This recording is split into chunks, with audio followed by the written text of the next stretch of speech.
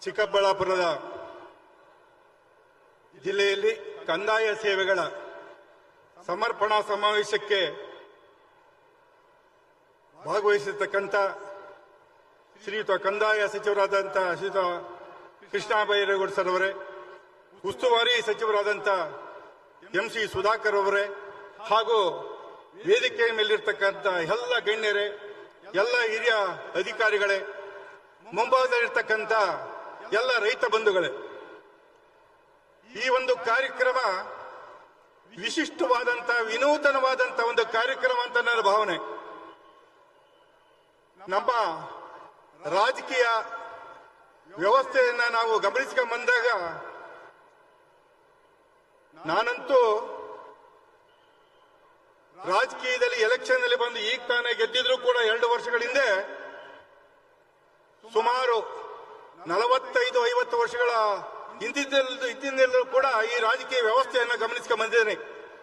Emergency time ಆದ್ಮೇಲೆ ನಮ್ಮ ಹಕ್ಕುಗಳನ್ನ ಎಮರ್ಜೆನ್ಸಿ ಟೈಮ್ ನಲ್ಲಿ ಮೊಟಕುಗೊಳಿಸಿದಾಗ ನಾವೆಲ್ಲ ಹೋರಾಟ ಮಾಡ್ಕೊಂಡು ಆಗಿನ ಸರ್ಕಾರದ ವಿರುದ್ಧವಾಗಿ ಹೋರಾಟ ಮಾಡ್ಕೊಂಡು ಬಂದಂತವ್ರಾಗ ಅನಂತರ ನಾನು ಉದ್ಯಮ ಕ್ಷೇತ್ರಕ್ಕೆ ಹೋದೆ.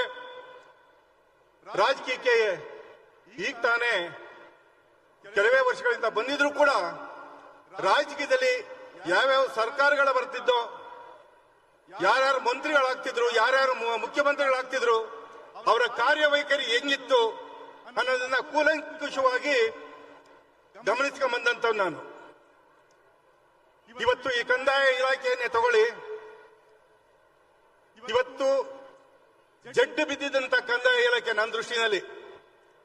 ಯಾರೇ ಕಂದಾಯ ಇಲಾಖೆಯಲ್ಲಿ ಮಂತ್ರಿಗಳು ಇರ್ಬೋದು, ಬಿಜೆಪಿ ಸರ್ಕಾರದಲ್ಲಿರ್ಬೋದು ಅಥವಾ ಕಾಂಗ್ರೆಸ್ ಸರ್ಕಾರದಲ್ಲಿ ಮಂತ್ರಿಗಳು ಇದ್ರು ಕಂದಾಯ ಇಲಾಖೆಯಲ್ಲಿ, ಆದ್ರೂ ಕೂಡ ಇವತ್ತು ಶ್ರೀಯುತ ಕೃಷ್ಣ ಬೈರೇಗೌಡರು ಏನು ಶ್ರಮ ತಗೊಂಡಿದ್ದಾರೆ, ಜನಪರವಾದಂತಹ ಚಿಂತನೆಯನ್ನು ಮಾಡಿ ಹಗಲು ರಾತ್ರಿ ನಮ್ಮ ಜನಸಾಮಾನ್ಯರಿಗೆ ಆಗ್ತಾ ಇರ್ತಕ್ಕಂಥ ನೋವನ್ನು ಹೆಂಗ್ ಸರಿಪಡಿಸಬೇಕು, ರೈತಾಪಿ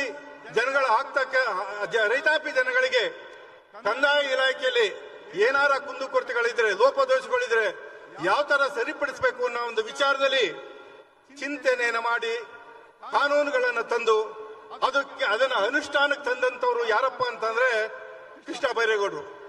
ಕಂದಾಯ ಇಲಾಖೆಯಲ್ಲಿ ಒಂದು ಕ್ರಾಂತಿಕಾರಿ ಬದಲಾವಣೆನೇ ಮಾಡಿದ್ದಾರೆ ಅಂತ ನನಗೆ ಭಾವನೆ ಬರ್ತಾ ಇದೆ. ಯಾಕೆಂದ್ರೆ ಮುಂಚೆ ಇದ್ದಂತ ಕಂದಾಯ ಸಚಿವರು ಸ್ಟೇಟ್ಮೆಂಟ್ ಕೊಡ್ತಾ ಇದ್ರು ಅಷ್ಟೇನೆ, ಆದ್ರೆ ಅದನ್ನು ಕಾರ್ಯಗತ ಮಾಡಿ ಅನುಷ್ಠಾನವನ್ನಗೊಳಿಸಿ ನಿಜಕ್ಕೂ ಜನಕ್ಕೆ ತಲುಪುವಂತ ನಿಜವಾದ ಕೆಲಸ ಮಾಡಿರೋ ಯಾರು ಅಂದ್ರೆ ಶ್ರೀಯುತ ಕೃಷ್ಣ ಬೈರೇಗೌಡರು. ಅವರ ಆಡಳಿತ ವ್ಯವಸ್ಥೆಯಲ್ಲಿ ಕರ್ನಾಟಕ ರಾಜಕೀಯದ ಆಡಳಿತ ವ್ಯವಸ್ಥೆಯಲ್ಲಿ ಚರಿತ್ರಾರ್ಹವಾಗಿ ಉಳಿಯುವಂತ ಕೆಲಸಗಳನ್ನ ಅವರು ಮಾಡಿದರಂತ ನನ್ನ ಭಾವನೆ. ಭೂ ಸುರಕ್ಷಾ ಇರಬಹುದು, ಭೌತಿಕಾತೆಗಳಿರ್ಬೋದು, ಭೂ ಪರಿವರ್ತನೆ, ಸ್ವಯಂ ಚಾಲಿತ ಭೂ ಪರಿವರ್ತನೆ ಇರಬಹುದು.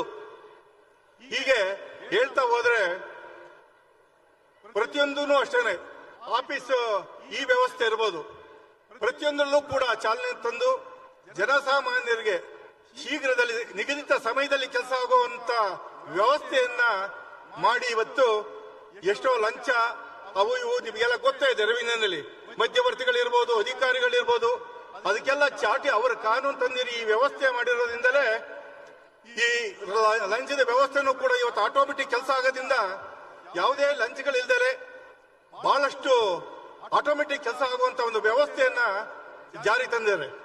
ಅದೇ ರೀತಿ ನಮ್ಮ ಮಾನ್ಯ ಕಂದಾಯ ಸಚಿವರ ಆಶಯಕ್ಕೆ ತಕ್ಕಂತೆ, ಅವರ ಸ್ಪೀಡಿಗೆ ತಕ್ಕಂತೆ ಅವರ ಆಶಯಗಳನ್ನ ಅನುಷ್ಠಾನ ಮಾಡಕ್ಕೆ ನಮ್ಮ ಈಗಿನ ಬಂದಿರತಕ್ಕಂತ ಪ್ರಭು ಜಿ ಅವರು ಒಳ್ಳೆ ಜಿಲ್ಲಾಧಿಕಾರಿಗಳು ಕೂಡ ಬಂದಿದ್ದಾರೆ.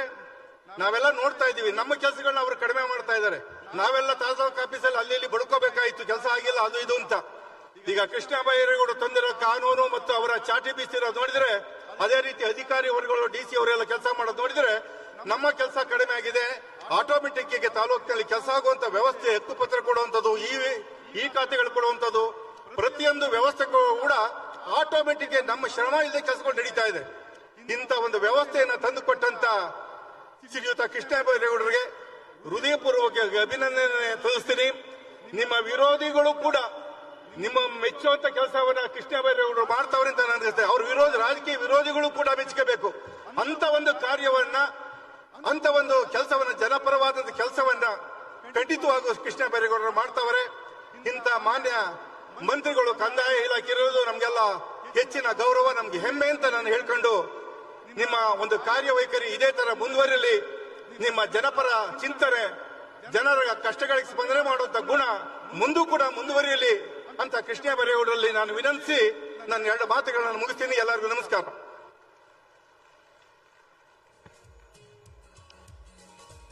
ಗೌರಿಬಿದನೂರಿನ ಶಾಸಕರಾದಂತಹ ಪುಟ್ಟಸ್ವಾಮಿ ಗೌಡ ಸರ್